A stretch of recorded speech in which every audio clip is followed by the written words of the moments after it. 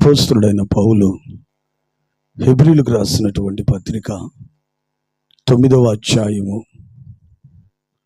15వ వాక్యాన్ని చదువుకుందాం. అపోస్తలుడైన పౌలు హెబ్రీయులకు రాసినటువంటి పత్రిక 9వ అధ్యాయము 15వ వాక్యాన్ని చదువుకుందాం. ఈ హేతువు చేత మొదటి నిబంధన కాలములో జరిగిన అపరాధముల నుండి విమోచనము కలుగుటకై ఆయన మరణము పొందినందున పిలువబడిన వారు నిత్యమైన స్వాస్థ్యమును గూర్చిన వాగ్దానమును పొందు నిమిత్తము ఆయన క్రొత్త నిబంధనకు మధ్యవర్తి అయి ఉన్నాడు. దేవునికి స్తోత్రం కలుగును గాక. ఆమేన్. హల్లెలూయా, హల్లెలూయా. ఈ రాత్రి చదవబడిన ఈ వాక్య లేఖన భాగములో నుంచి కూడి వచ్చిన మనందరితో ప్రభు మాట్లాడులాగిన ఒకసారి అందరం రెండు చేతులు పైకెత్తి ప్రభుకు స్తోత్రములు చెప్దాం. స్తోత్రం, స్తోత్రం, స్తోత్రం, స్తోత్రం, స్తోత్రం, స్తోత్రం. హల్లెలూయా. ప్రియులరా, చదవబడిన ఈ వాక్య లేఖన భాగాన్ని మనం కొంచెం జాగ్రత్తగా గమనించినట్లయితే అపోస్తలుడైన పౌలు ఒక శ్రేష్టమైన సంగతిని హెబ్రీ సంఘానికి తెలియపరుస్తూ ఉన్నాడు. మరొకసారి చదవండి ఆ మాటను. ఈ హేతువు చేత మొదటి నిబంధన కాలములో జరిగిన అపరాధముల నుండి విమోచనము కలుగుటకై ఆయన మరణము పొందినందున, చూడండి, అపరాధముల నుండి మనలను విడిపించుటకు యేసుక్రీస్తు ప్రభువారు మరణాన్ని పొందాడు. తర్వాత విమోచనము కలుగుటకై ఆయన మరణము పొందినందున, చూడండి, పిలువబడిన వారు నిత్యమైన స్వాస్థ్యమును గూర్చిన వాగ్దానమును పొందు నిమిత్తము ఆయన క్రొత్త నిబంధనకు మధ్యవర్తి అయ్యున్నాడు. పిలువబడిన వారు నిత్యమైన స్వాస్థ్యమును గూర్చిన వాగ్దానమును పొందు నిమిత్తం. ఒకటి, మన అపరాధముల కొరకు యేసుక్రీస్తు ప్రభువారు మరణించాడు. రెండవదిగా, పిలువబడినటువంటి వారికి నిత్యమైనటువంటి స్వాస్థ్యమును అనుగ్రహిస్తాను అని చేసిన వాగ్దానము నెరవేర్చబడుటకు దేవుని బిడ్డలారా యేసుక్రీస్తు ప్రభువారు క్రొత్త నిబంధనకు మధ్యవర్తి అయి ఉన్నాడు. ఆమేన్. హల్లెలూయా. ఈ వాక్యాన్ని మనం కొంచెం జాగ్రత్తగా మనస్సు ఉంచి ధ్యానించినట్లయితే పౌలు చెప్తున్నాడు, సర్వలోకములో ఉన్న సకల మానవాళి యొక్క పాపముల కొరకు, శాపముల కొరకు దేవుని బిడ్డలారా యేసుక్రీస్తు ప్రభువారు మరణించాడు. రెండవదిగా, పరమందున్న శ్రేష్టమైన స్వాస్థ్యమును అనుగ్రహించుటకు ఆయన మనకు మధ్యవర్తి అయి ఉన్నాడు. ఆమేన్. హల్లెలూయా, హల్లెలూయా. ఒకటి, మన పాపముల కొరకు, మనలను పాపముల నుంచి విడిపించుటకు ఆయన సిలువను మోసి రక్తాన్ని చిందించి మరణించి 3వ రోజున తిరిగి లేచాడు.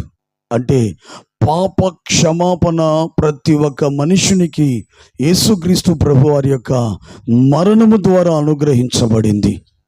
రెండవదిగా, దేవుని బిడ్డలారా, పాపము నుంచి విడిపించబడినటువంటి వ్యక్తి పరలోకములో పరిశుద్ధులతో సమముగా సిద్ధపరుస్తున్నటువంటి ఆ శ్రేష్టమైన స్వాస్థ్యమును పొందు నిమిత్తము యేసుక్రీస్తు ప్రభువారు ఆయన క్రొత్త నిబంధనకు మధ్యవర్తి అయి ఉన్నాడు.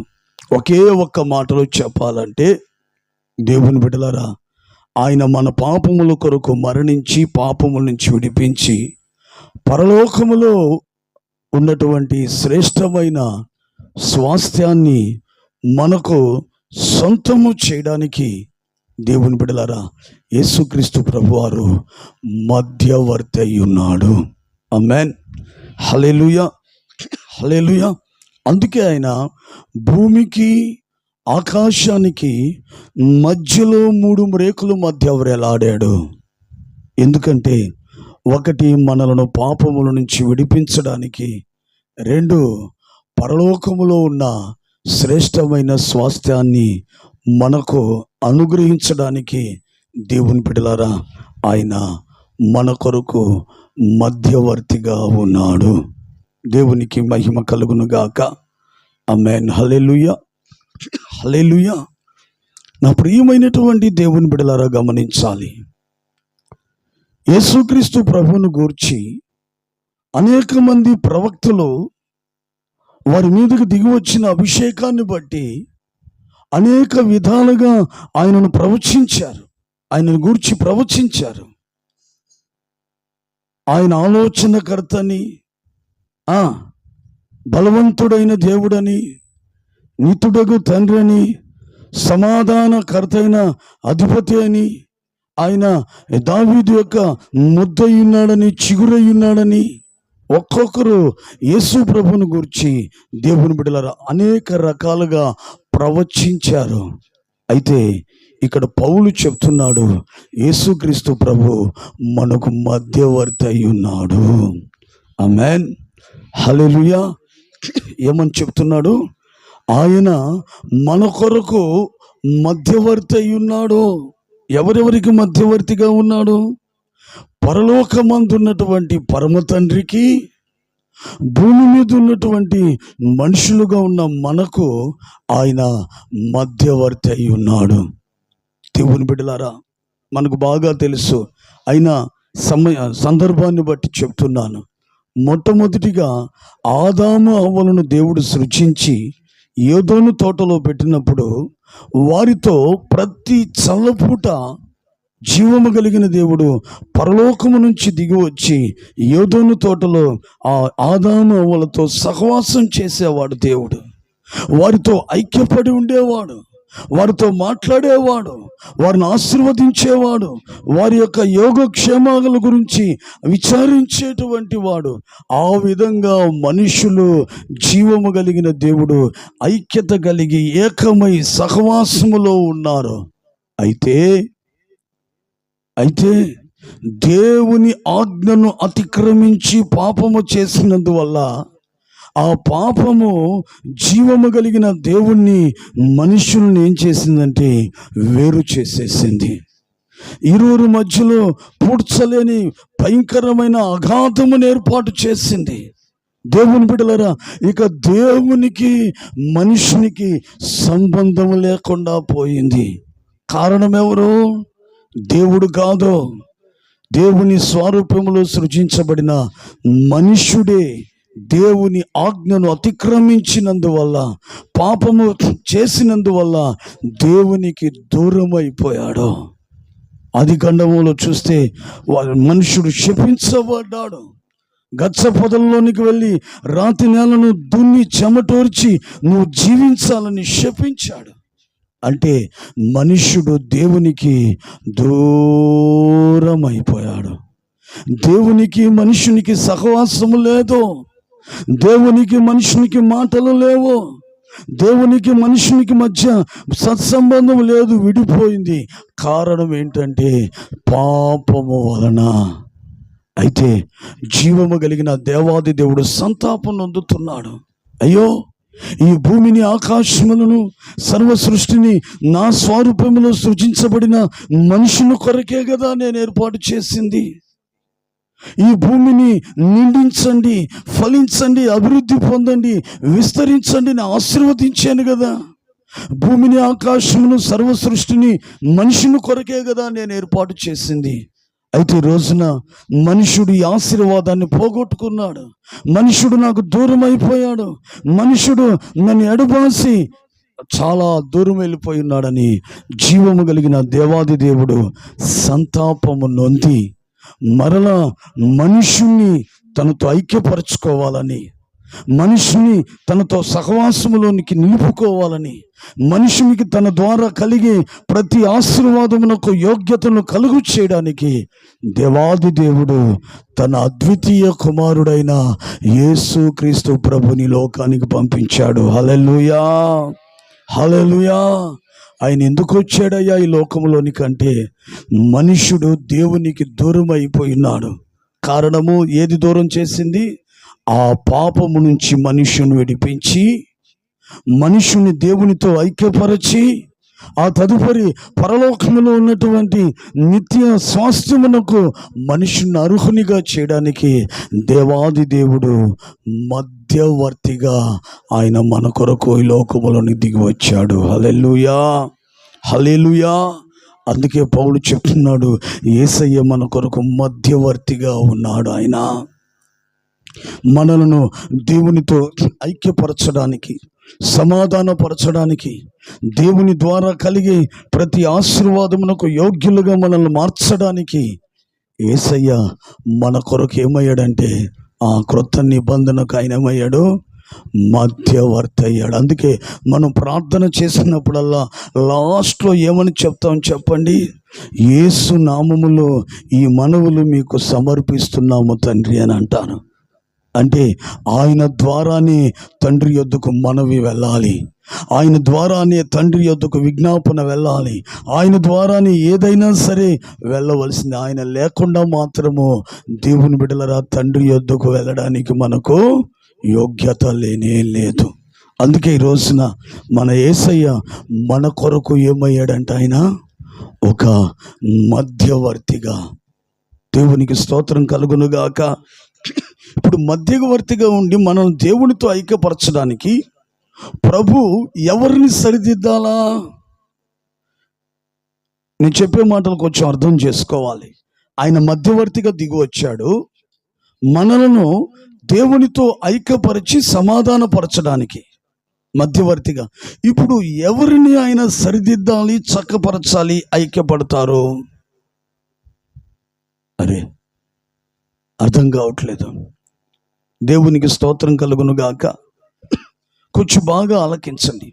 యేసుక్రీస్తు ప్రభువారు మధ్యవర్తిగా వచ్చాడు. దేని కొరకు? మనలను దేవాది దేవుణ్ణి ఐక్యపరిచి సమాధానపరిచి సహవాసంలో నిలపడానికి. ఇప్పుడు మధ్యవర్తిగా వచ్చి ఎవరితో మాట్లాడాలి, ఎవరిని సరిదిద్దాలి, ఎవరిని చక్కపరిస్తే ఐక్యపడతారో అది కాదా నేను అడుగుతున్నది. దేవునికి స్తోత్రం కలుగును గాక. హల్లెలూయా, హల్లెలూయా. ఇప్పుడు ఇద్దరు ఆ ఇంట్లో ఈ ఇంట్లో గొడవలు పడ్డారు. అర్థమైందా? ఆ ఇంటి ప్రక్కన ఉన్న వాళ్ళు, అరే మీకు ఎందుకు గొడవలు నాన్న, గొడవలు ఉండకూడదు. అప్పుడు ఏం చేస్తాడంటే ఇద్దరి దగ్గరకు వచ్చి మాట్లాడి, అర్థమవుతుందా, ఎవరి దగ్గర కొంచెం లోటుపాట్లు ఉంటుందో వాని కొన్ని మంచి మాటలు చెప్పి సర్దుకోనైనా సరిదిద్దుకోమని చెప్పి ఏ విధము చేత అయినా ఏం చేస్తారంటే ఐక్యపరుస్తారు. దేవునికి మహిమ కలుగునుగాక. హల్లెలూయా. ఓసారి అలాగనే దేవుని బిడ్డలారా ఒక చిన్న సమస్య వచ్చింది. భార్య భర్తల మధ్యలో సమస్య వచ్చింది. ఏంటినంటే పొలం పండించినప్పుడు అతనికి ఇంచుమించు 1,60,000 రూపాయల దాకా డబ్బులు వచ్చాయి. అయితే అతను ఏం చేశాడంటే భార్యకు చెప్పకుండా కొన్ని అప్పులు కట్టేసి కొన్ని కావలసినటువంటి వస్తువులను కూడా క్రొత్తవి కొనుక్కొని వచ్చి తీసుకొచ్చి ఇంట్లో పెట్టాడు. అయితే భార్య దాన్ని సహించలేదు. ఆమె అడుగుతుంది, నాకు లెక్క చెప్పాల్సిందే.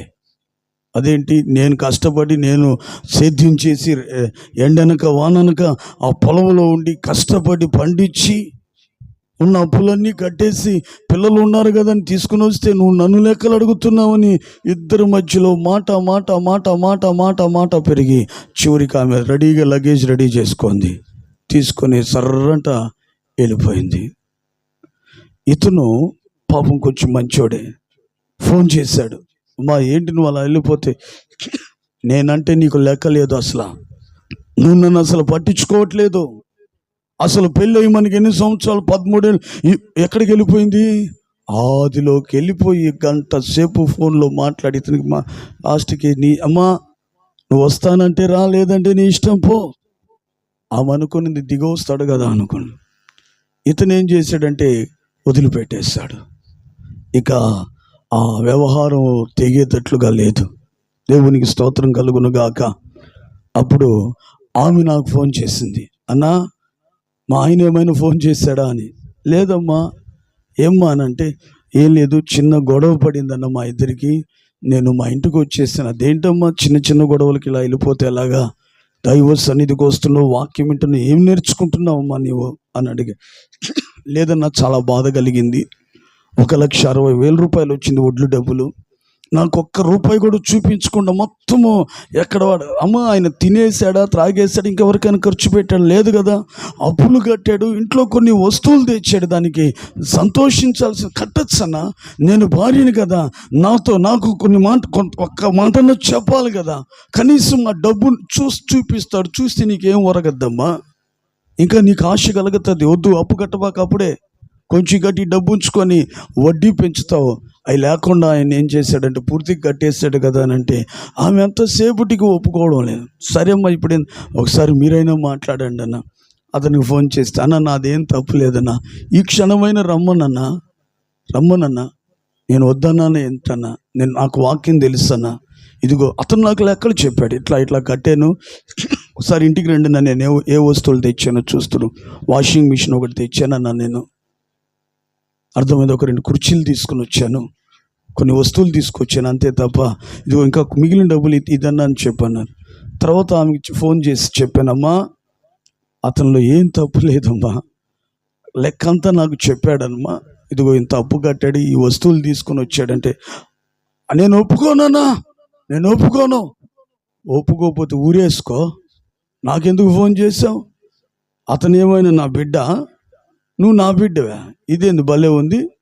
ఏదో మాట్లాడి సేవకులు ప్రార్థన చేస్తారు, 2 మాటలు చెప్తారంటే నువ్వు నా దగ్గర మాట్లాడుతాను, పెట్టు ఫోన్ అని చెప్పాను. అంతే అన్నట్టు కాదు, పెట్టమ్మా నువ్వు అసలు అంటే. చూడండి దేవుని బిడ్డలారా, సమాధానపరచడానికి ప్రయత్నిస్తూ ఉంటే ఇక్కడ పొరపాటు ఎవరిలో ఉంది? సహోదరిలోనే ఉంది, భార్యలోనే ఉంది, భర్తలో లేదు. ఆమెను సరిదిద్దడానికి చూస్తుంటే ఒప్పుకోవట్లేదు. ఆమె చెప్పా, నువ్వు కానీ ఇట్లాగానే ఉన్నంటే 32,000 అది కూడా ఖర్చు పెట్టేస్తాడన్న. వారం లోపల వెళ్ళిపోయి ఆ డబ్బులు తీసుకొని తర్వాత బల్లారాధనకి ఇద్దరు వచ్చేస్తున్నాను. అన్నా వందనాలు అమ్మా. ఆమె నాకు ఫోన్లో మాట్లాడి అతను తిట్టిన మాటలు కానీ చెప్పుంటే మాత్రము అంటే నా డైవర్స్ ఇచ్చేసి ఉండేవాడు. చెప్పం కదా మనం ఏం మాట్లాడినా ఐక్యపరిచేవాళ్ళు. దేవుని ఆత్మ ఐక్యపరుస్తుంది, దురాత్మ ఏం చేస్తుంది? విడగొడుతుంది. నేను ఎందుకు చెప్తున్నానంటే, ఇరువురు మధ్యలో దేవుని బిడ్డలు ఐక్యపడాలంటే ఎవరిలో పొరపాటు ఉంటుందో వాళ్ళతో మాట్లాడి వాళ్ళని సరిదిద్ది వాళ్ళు ఒక ఒప్పుకోలు తీసుకుని వస్తే అప్పుడు ఇరువురు మధ్యలో ఐక్యత, సమాధానం కలుగుతుంది. దేవునికి స్తోత్రం కలుగును గాక. ఇప్పుడు యేసుక్రీస్తు ప్రభువారు మనకు మధ్యవర్తి అయి ఉన్నాడు.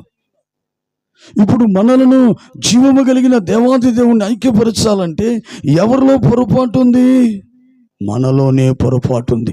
కాబట్టి ఆయన మధ్యవర్తిగా మన మధ్యలోనికి దిగి వచ్చి, దేవుని బిడ్డలారా, మనలను సరిదిద్ది చక్కపరిచి తండ్రి అయిన దేవునితో ఐక్యపరిచి సమాధానపరిచి పరలోకములో ఆయన సిద్ధపరిచినటువంటి శ్రేష్టమైన స్వాస్థ్యమునకు అర్హులుగా చేయడానికే ఈరోజున యేసయ్య మనకు మధ్యవర్తిగా ఉన్నాడు. తండ్రితో మాట్లాడాల్సిన అవసరం లేదు, ఎందుకంటే ఆ జీవము కలిగిన దేవుడు 100కి 100 పాళ్ళు కరెక్టే. ఇప్పుడు పొరపాటు అంతా ఎక్కడుంది? మనలో ఉంది. ఇప్పుడు ఆయనతో మనం ఐక్యపడాలన్నా, జీవము కలిగిన దేవునితో ఐక్యపడాలన్నా, సమాధాన పడాలన్నా, ఒక శ్రేష్టమైన ఉన్నతమైన సహవాసంలోనికి మనం రావాలన్నా, దేవుని బిడ్డలారా, ఈ రోజున ప్రభు మన మధ్యకు దిగివచ్చి మనతో మాట్లాడి మనలో కొన్ని కార్యాలు జరిగిస్తేనే అప్పుడు మనం సరిదిద్దబడతాము. అప్పుడు దేవాది దేవునితో ఐక్యపడి సమాధానపడి పరమందున్న స్వాస్థ్యాన్ని పొందుకొనుటకు ఈ రాత్రి మనము అర్హులుగా యోగ్యులుగా మనం ఎంచబడతాం. దేవునికి మహిమ కలుగునుగాక. ఆమేన్. హల్లెలూయా, హల్లెలూయా. అయితే ఈ రాత్రి దేవుని బిడ్డలారా, మనలను సరిదిద్దడానికి, మనల్ని చక్కపరచడానికి మధ్యవర్తిగా ఉన్నటువంటి మన ప్రభు మన దగ్గరికే రావాలి.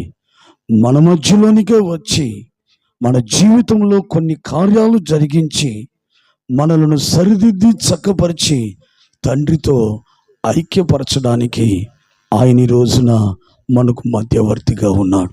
ఆమేన్. హల్లెలూయా. అయితే ఈ రోజున ప్రభు పాని దేవునికి స్తోత్రం కలుగునుగాక. ఆమేన్. హల్లెలూయా, హల్లెలూయా, హల్లెలూయా. నా ప్రియమైనటువంటి దేవుని బిడ్డలారా, బాగా గమనించండి. ఆయన మధ్యవర్తిగా మన మధ్యకు దిగివచ్చి ఎటువంటి కార్యాలు మనలో జరిగిస్తే మనము తండ్రితో ఐక్యపడతామో, పరలోకంలో ఉన్న స్వాస్థ్యాన్ని మనం పొందుకుంటామో ఈ రోజున కొద్ది నిమిషాలు పరిశుద్ధ గ్రంథములో నుంచి మనము ధ్యానం చేసుకుందాం. చూడండి, మొట్టమొదటిగా మత్తయి సువార్త 18వ అధ్యాయము 20వ వాక్యాన్ని చదువుకుందాం. మత్తయి సువార్త 18వ అధ్యాయం 20వ వాక్యం చదువమ్మా.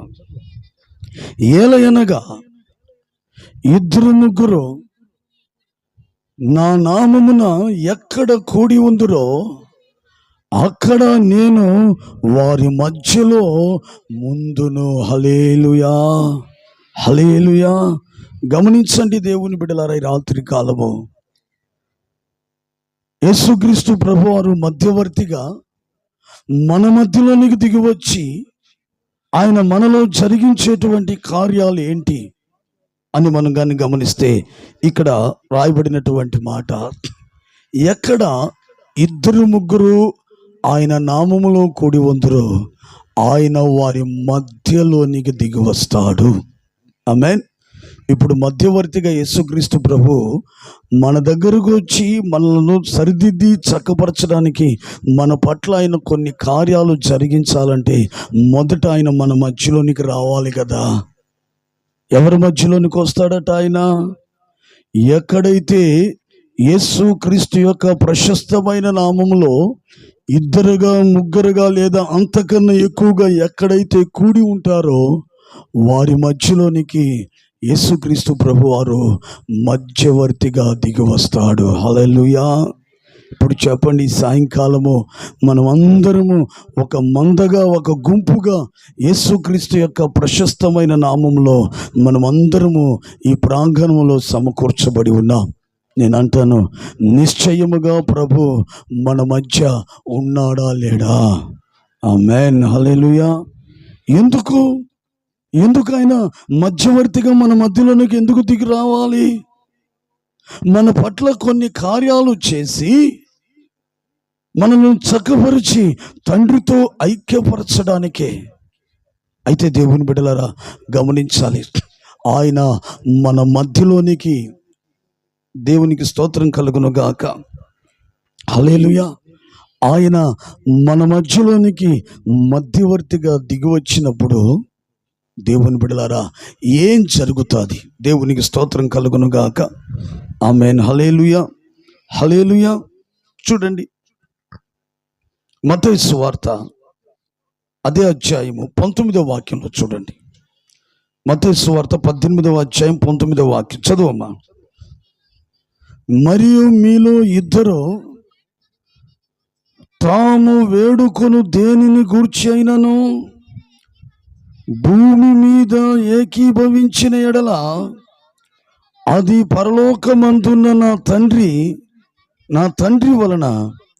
ఇంకొకసారి చదువమ్మా. అదిగో చూడండి, మరియు మీలో 2 తాము వేడుకొనిన దేనిని గూర్చైనా భూమి మీద ఏకీభవించిన ఎడల అది పరలోకమందు నా తండ్రి వలన. ఆమేన్. హల్లెలూయా. ఎందుకు ఆయన మధ్యవర్తిగా మన మధ్యలోనికి దిగి రావడానికి ఇష్టపడుతున్నాడు, ఎటువంటి కార్యాలు చేసి మనల్ని సరిదిద్దాలని ఇష్టపడుతున్నాడంటే, మొట్టమొదటిగా దేవుని బిడ్డలారా గమనించాలి. మొట్టమొదటిగా మనము చేసే విజ్ఞాపన ప్రార్థన తండ్రి ఆలకించాలి. అందుకే ఆయన చెప్తున్న మాట ఏంటంటే, ఎక్కడైనా ఎవరైనా ఒకిద్దరు కూడి ఏకీభవించి దేనిని గూర్చి వేడుకుంటారు. గమనించాలి. ఇద్దరు లేదంటే ముగ్గురు అనుకుందాం, లేదంటే ఒక గుంపుగా కూడి ప్రభు నామములో దేనిని గురించి అయితే అడిగి వేడుకొని బ్రతిమిలాడి దేవునికి ప్రార్థన చేస్తున్నామో, దేవుని బిడ్డలారా, దానిని తండ్రి వలన మీకు అనుగ్రహించబడుతుంది. దేవునికి మహిమ కలుగును గాక. ఆమేన్. హల్లెలూయా, హల్లెలూయా. చూడండి దేవుని బిడ్డలారా, ఆయన మధ్యవర్తిగా మన మధ్యలో దిగి వచ్చినప్పుడు ఇద్దరు ముగ్గురుగా కూడి మన మధ్యలో జరిగించబడే మొట్టమొదటి కార్యం ఏంటంటే, మనము చేయి విజ్ఞాపన తండ్రి ఆలకించి నిశ్చయముగా మనకు అనుగ్రహిస్తాడు. హల్లెలూయా, హల్లెలూయా.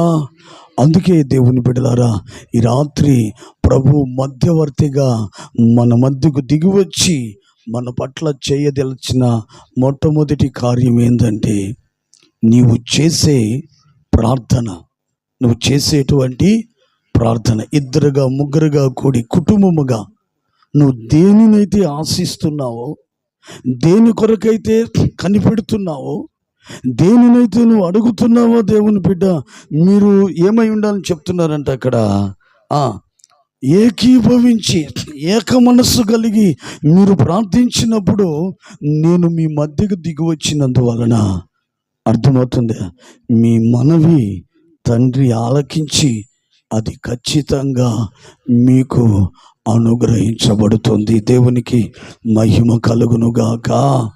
ఆమేన్. హల్లెలూయా, హల్లెలూయా, హల్లెలూయా. దేవుని బిడ్డలారా గమనించాలి.